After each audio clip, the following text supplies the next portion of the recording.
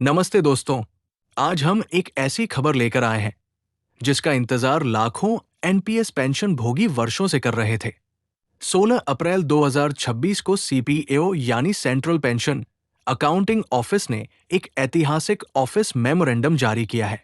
इस आदेश ने मेडिकल भत्ते यानी एफएमए से जुड़े पुराने सभी झंटों को हमेशा के लिए खत्म कर दिया है।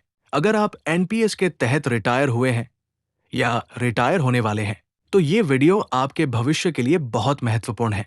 अब आपको मेडिकल क्लेम के लिए दफ्तरों के चक्कर काटने की बिल्कुल जरूरत नहीं होगी। पहले क्या होता था?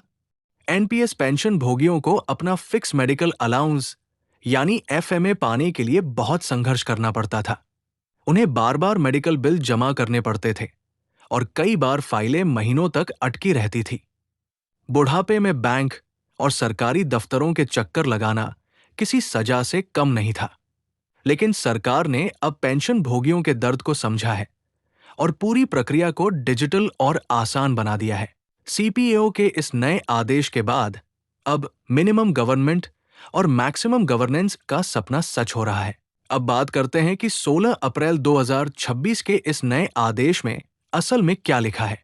आदेश के अनुसार अब एनपीएस पेंशन भोगियों को मिलने वाला मेडिकल भत्ता ऑटोमेटिक मोड पर डाल दिया गया है। इसका मतलब है कि अब बैंक को किसी भी तरह के क्लेम फॉर्म या बिल की प्रतीक्षा करने की आवश्यकता नहीं है। सीपीएओ अब सीधे बैंकों के सीपीपीसी यानी सेंट्रल पेंशन प्रोसेसिंग सेंटर को एक स्पेशल सील अथॉरिटी जारी करेगा। एक बार ये अथॉरिटी जारी होने के बाद आपका बैंक खुद ब खुद आपके खाते में पैसे क्रेडिट कर देगा। ये भुगतान क्वार्टरली यानी हर 3 महीने के आधार पर आपके बैंक खाते में भेजा जाएगा। यानी अब आपका पैसा सुरक्षित है और समय पर आना तय है। पेंशन भोगियों को अब ये चिंता करने की जरूरत नहीं है कि उनका मेडिकल क्लेम पास हुआ या नहीं। जैसे ही आपकी पेंशन आती है, उसी तरह एक निश्चित अंतराल पर यह मेडिकल भत्ता भी आपके बैंक अकाउंट में दिखने लगेगा। सरकार का लक्ष्य है कि पेंशन भोगियों को उनके हक का पैसा बिना किसी मानवीय हस्तक्षेप के मिल सके। ये व्यवस्था विशेष रूप से उन बुजुर्गों के लिए वरदान है जो चलने फिरने में असमर्थ है। लेकिन दोस्तों, इस सुविधा का लाभ उठाने के लिए एक छोटी सी मगर बहुत जरूरी शर्त है, और वो शर्त है आपका लाइफ सर्टिफिकेट यानी जीवन प्रमाण पत्र। नियम के अनुसार पेंशन भोगी को हर साल नवंबर के महीने में अपना लाइफ सर्टिफिकेट जमा करना अनिवार्य है।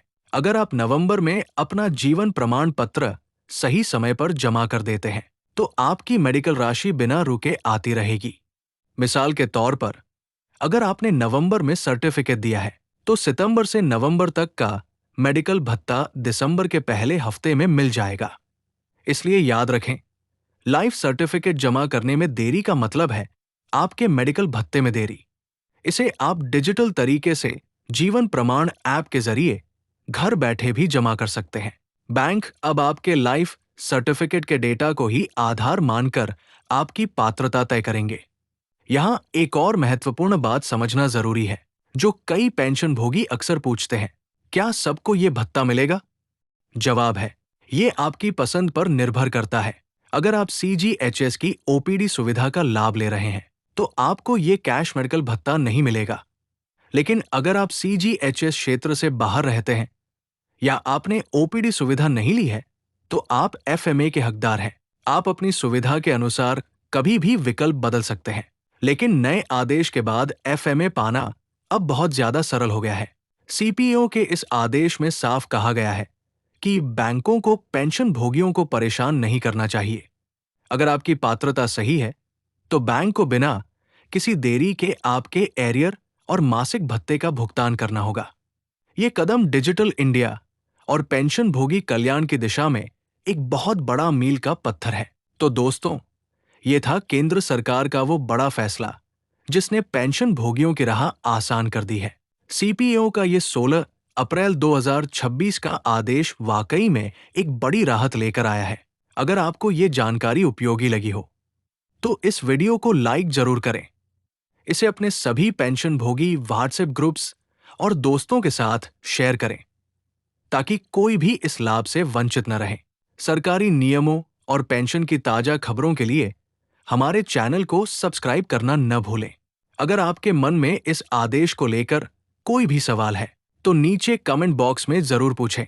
हम कोशिश करेंगे कि आपके हर सवाल का सही और सटीक जवाब दे सकें।